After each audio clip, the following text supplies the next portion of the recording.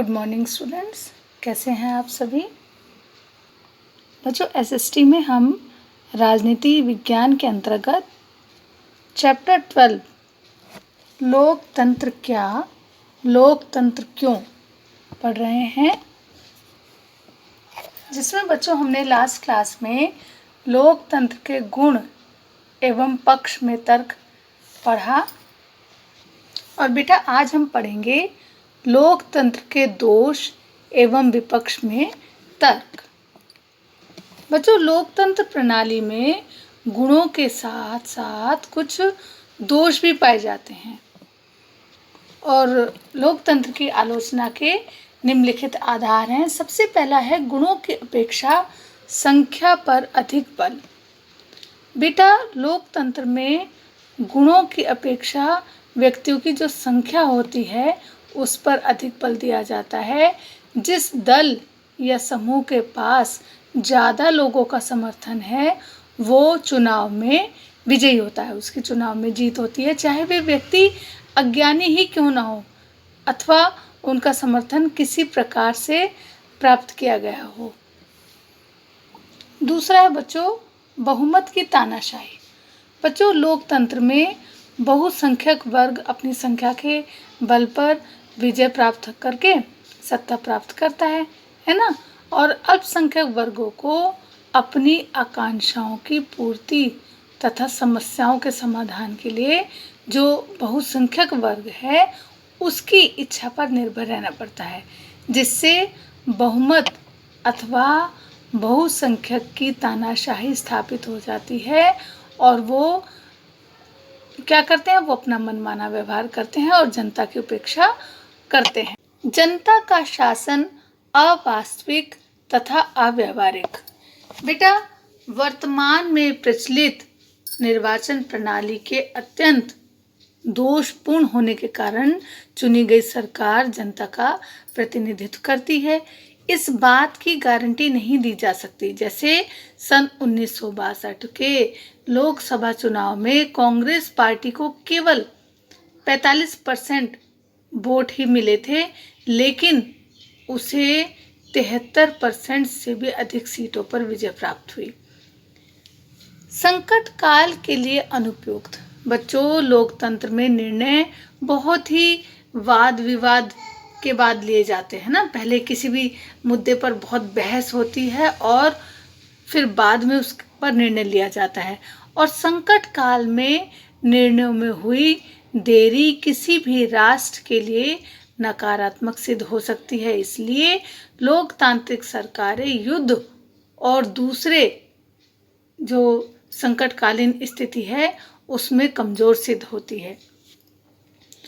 अस्थायी सरकार।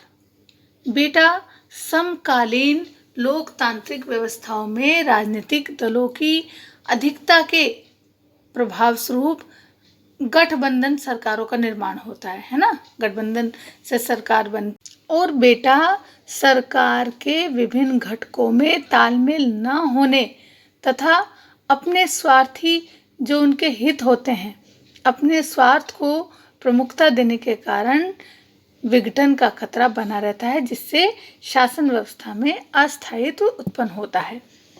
दलगत राजनीति। चुनाव के समय सारा राष्ट्र दलों के आधार पर विभाजित होकर एक दूसरे दल पर झूठे दोष लगाता है ना, और दोषारोपण करने पर वो क्या करते हैं, जो बेचारी मासूम जनता है उसको भ्रमित करने का प्रयास करते हैं।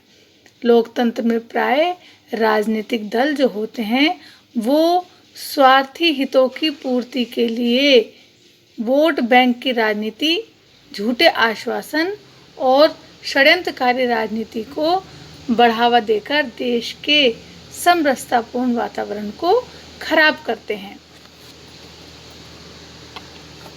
भ्रष्टाचार को बढ़ावा। बच्चों लोकतांत्रिक व्यवस्था की कार्यविधि अनेक दोष उत्पन्न करती है, जैसे कि शासक तथा स्थायी लोक अधिकारियों में भ्रष्टाचार, भाई भतीजावाद है ना, पार्शियलिटी होती है, वर्गवाद, गुटबाजी और राजनीतिक जोड़ तोड़।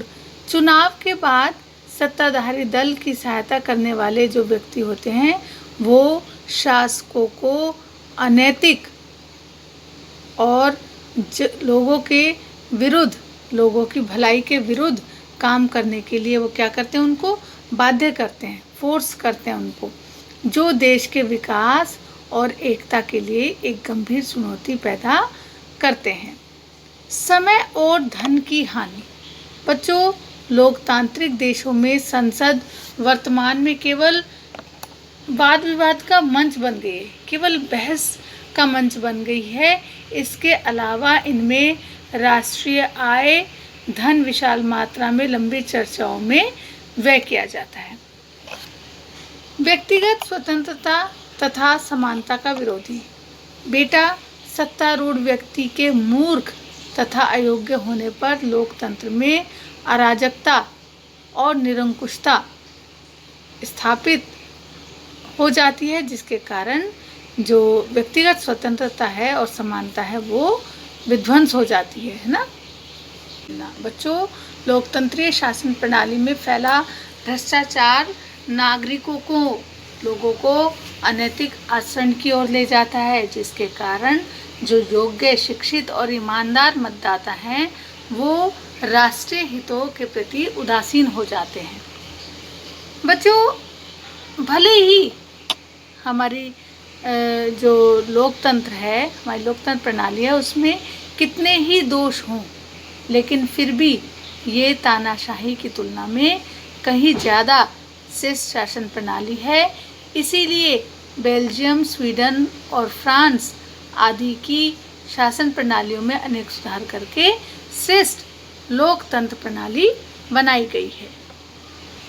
बच्चों, अब हम पढ़ेंगे लोकतंत्र की सफलता के लिए आवश्यक शर्तें। बेटा, लोकतंत्र की सफलता के लिए निम्नलिखित शर्तों का होना जरूरी है। सबसे पहला है स्पष्ट और लिखित संविधान। बच्चों, लोकतंत्र की सफलता के लिए एक बहुत ही स्पष्ट संविधान जरूरी है, जिसमें सरकार के संगठन, अधिकार, कर्तव्य तथा जो नागरिकों के अधिकार हैं और उनके कर्तव्य हैं एवं शासन संबंधी जो भी दूसरे प्रावधान हैं उनका स्पष्ट उल्लेख हो।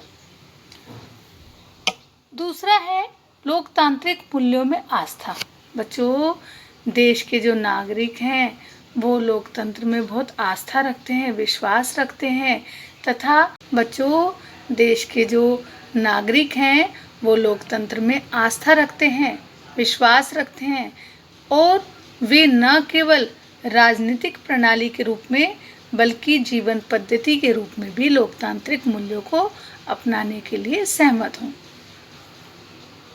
सामाजिक तथा आर्थिक समानता। बेटा, राष्ट्र में राजनीतिक स्वतंत्रता के लिए ये बहुत ज़रूरी है कि वहाँ सामाजिक और आर्थिक समानता विद्यमान हो। राष्ट्र में धर्म, जाति, वर्ग, लिंग और रंग के आधार पर कोई भी भेदभाव नहीं होना चाहिए समाज में, है ना। जागरूक एवं शिक्षित नागरिक। लोकतंत्र में सरकार के उत्तरदायित्व सुनिश्चित करने, सरकार पर उचित अंकुश लगाए रखने तथा देश के विकास में सहयोग करने के लिए नागरिकों को अपने अधिकारों और कर्तव्यों का पूरा ज्ञान होना चाहिए और देश विरोधी तथा लोक रहित विरोधी प्रत्येक गतिविधि के प्रति भी नागरिकों को जागरूक होना चाहिए। स्वतंत्र तथा निष्पक्ष चुनाव व्यवस्था। बच्चों, स्वतंत्र और निष्पक्ष चुनाव व्यवस्था लोकतंत्र का आधार होती है। इसके माध्यम से ही लोकतंत्र का स्वरूप जनता के लिए और जनता द्वारा बनता है। क्योंकि बेटा, स्वतंत्र और निष्पक्ष चुनाव के द्वारा ही जनता अपने लिए एक अच्छा प्रतिनिधि चुन सकती है और उस पर नियंत्रण भी कर सकती है। जनसंपर्क के स्वतंत्र माध्यम। बेटा, सर्वसाधारण तक सरकार की जो नीति हैं, जो गतिविधियों का ज्ञान है, पहुंचाने के लिए सरकार को जनता की समस्याओं में अवगत कराने के लिए जनसंपर्क के माध्यम जैसे कि रेडियो है, टेलीविज़न है, चलचित्र, समाचार पत्र, साहित्य आदि का उपलब्ध होना बहुत ही ज़रूरी है, क्योंकि इन माध्यमों पर सरकार का एकाधिकार न होकर कुछ नियम और मर्यादा में रहकर सरकार की आलोचना की स्वतंत्रता होनी चाहिए। जनमत के निर्माण एवं अभिव्यक्ति की स्वतंत्रता। बच्चों, जनमत सरकार की सफलता एवं असफलता का प्रमुख निर्धारक है। जनमत किसी भी लोक महत्व के विषय पर जनता की लोकहित में तर्कपूर्ण राय होती है। मीडिया, राजनीतिक दल, संचार के साधन आदि जनमत के निर्माण में बहुत ही महत्वपूर्ण भूमिका निभाते हैं। और बच्चों, मीडिया और प्रेस को तो लोकतंत्र के 5वें आधार स्तंभ की संज्ञा दी जाती है। स्वतंत्र एवं निष्पक्ष न्यायपालिका। नागरिकों के अधिकारों की सुरक्षा और जो निर्बल वर्ग है, अल्पसंख्यक वर्गों के हितों की सुरक्षा तथा सरकार की तानाशाही से सुरक्षा के लिए लोकतंत्र में एक स्वतंत्र और निष्पक्ष न्यायपालिका अति आवश्यक शर्त है। नागरिकों का उच्च चरित्र। बेटा, किसी भी शासन व्यवस्था अथवा देश का विकास उसके नागरिकों के चरित्र पर निर्भर करता है। लोकतंत्र के अंतर्गत समाज में सभी व्यक्तियों की गरिमा और सम्मान की सुरक्षा, धार्मिक, जातीय एवं अन्य जो विविध भावनाएं हैं उनकी रक्षा हेतु नागरिकों का चरित्र उत्तम होना चाहिए। साथ ही नागरिकों को जाति धर्म की भावनाओं से ऊपर उठकर मताधिकार का ईमानदारी के साथ प्रयोग करना चाहिए। मतलब ये नहीं कि ये हमारी जाति का है, ये हमारे धर्म का है तो हम इसी को ही वोट देंगे, है ना। मताधिकार बिल्कुल निष्पक्ष और ईमानदारी के साथ करना चाहिए। अल्पसंख्यकों के हितों की सुरक्षा। बेटा, लोकतांत्रिक व्यवस्था में हर एक वर्ग का योगदान होता है। हालांकि सरकार का निर्माण तथा विभिन्न नीति निर्णय बहुमत के आधार पर ही होते हैं, अतः बहुमत की तानाशाही की स्थापना और अल्पसंख्यक वर्ग के हितों की सुरक्षा जनता का लोकतंत्र में विश्वास बनाए रखने के लिए आवश्यक है। कुशल एवं ईमानदार नेतृत्व। बच्चों, लोकतंत्र में शासन व्यवस्था जनता के नेताओं द्वारा संचालित की जाती है और देश के विकास के लिए सभी वर्गों के हितों में तथा सभी वर्गों की समस्याओं को सुलझाने के लिए इन नेताओं में उच्च चारित्रिक गुण, ईमानदारी और जिम्मेदारी की भावना तथा बुद्धिमान होना बहुत आवश्यक है। वयस्क मताधिकार। बेटा, भारत का प्रत्येक नागरिक जिसकी उम्र 18 वर्ष है, चाहे वो किसी भी जाति का हो, किसी भी धर्म का हो, किसी भी वर्ग का हो, उसे बिना किसी भेदभाव के मतदान करने का अधिकार प्राप्त होना चाहिए। राजनीतिक जागरूकता। बच्चों, नागरिकों को योग्य एवं चरित्रवान प्रतिनिधियों को चुनकर सरकार में भेजना चाहिए, जो उनके व्यक्तिगत स्वार्थ हैं उनसे ऊपर उठकर देश की भलाई के लिए काम करें।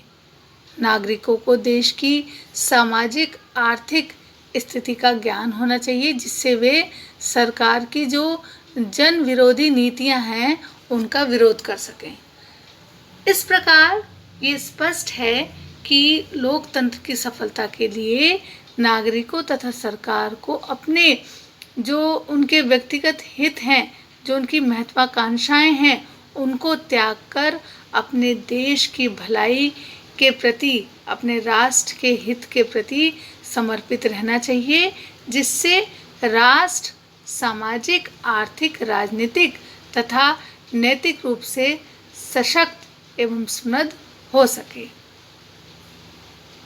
बच्चों आज हमारा पाठ 12 लोकतंत्र क्या, लोकतंत्र क्यों कंप्लीट हुआ। अब सभी बच्चे होमवर्क नोट करेंगे। बेटा होमवर्क से दीर्घ उत्तरीय प्रश्न में पहला, तीसरा, चौथा और लघु उत्तरीय प्रश्न में पहला, दूसरा, पांचवा और अति लघु उत्तरीय प्रश्न में पहला, दूसरा, तीसरा, चौथा, पांचवा और आठवां, ये सभी प्रश्न आपको अपनी जो आपकी सिविक्स की कॉपी है उसमें लिखने हैं और लिखने के साथ साथ याद भी करने हैं। ठीक है बेटा, तो ठीक है बच्चों, फिर मिलेंगे नेक्स्ट क्लास में। तब तक के लिए बाय बाय।